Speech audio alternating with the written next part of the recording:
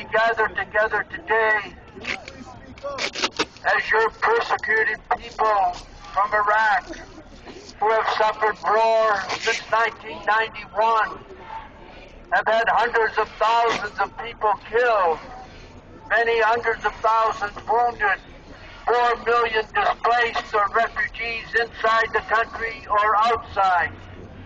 The suffering is unbearable. We pray you, God, watch over the people of Iraq, bring them consolation in their sufferings, but most of all, help us to end the violence in Iraq, the violence of war, the violence of killing.